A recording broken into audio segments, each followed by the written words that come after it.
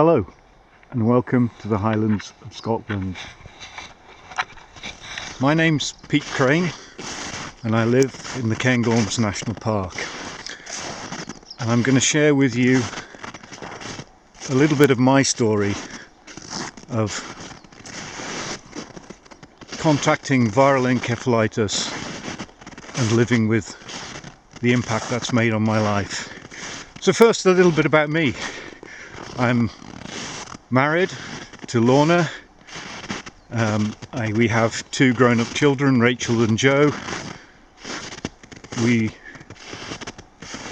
enjoy living in the Highlands. We've got an enthusiasm for outdoor activities, and my day job is Head of Visitor Services with the Cairngorms National Park Authority. And nearly 4 years ago, in March 2017, I was up early in the morning at 8 o'clock meeting a landscape architect working on a project ironically called the Snow Road Scenic Route, and I felt dreadful. Flu was coming on and it was really bad, and it was really quite odd because even though I'd worked with Nick Bowen for over a decade on various projects, I couldn't remember his name. That morning went well. I went back to the office and came home and went to bed. By Friday the flu was so bad, we went to see a local doctor who agreed it was bad flu, but thought it would get better. Thankfully, my wife realised I really wasn't well, and 2 days later an ambulance took me to Inverness. And the second bit of brilliance that day was that in Inverness the doctor put me in an isolation ward and started treating me for half a dozen different illnesses, and one of those was viral encephalitis, an illness I'd never heard of. Then sometime Monday, Tuesday, I can't remember, a specialist came to see me and she held my hand. I think she held my hand. She certainly made a big impression. She said I'd treated this before and she really thought I was going to make a good recovery, and that really inspired me. The other thing that inspired me was the number of friends who came and visited me over those 3 weeks. My family came every day, but lots of other friends came and really helped me recover. After 3 weeks I went home, a week at home to ensure I didn't have epilepsy, and I was very lucky that I didn't. And then an interesting discussion with my employers at the National Park Authority. I wanted to go back to work because even then I realised I wanted to get my brain working. And work was challenging, but helped by my colleagues. My team of 9 were fantastically supportive. I think the people who felt the pain or found it difficult was, again, my family, when I returned home tired, exhausted and irrational.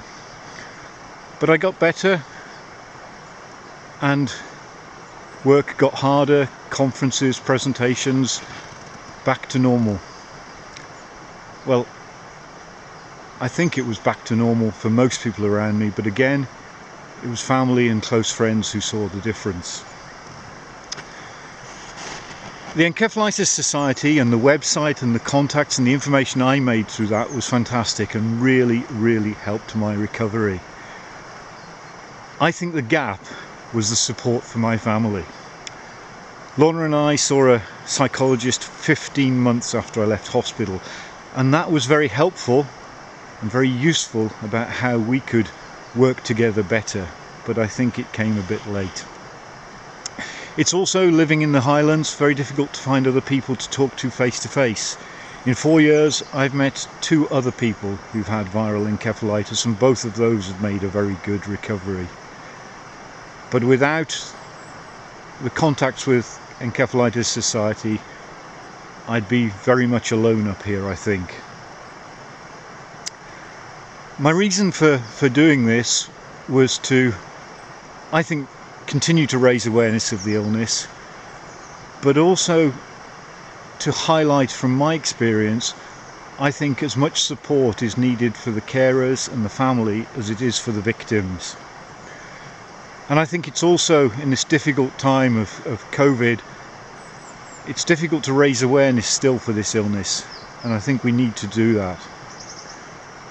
And I think one of the challenges with acquired brain injury is that it's unseen by many, except for those close.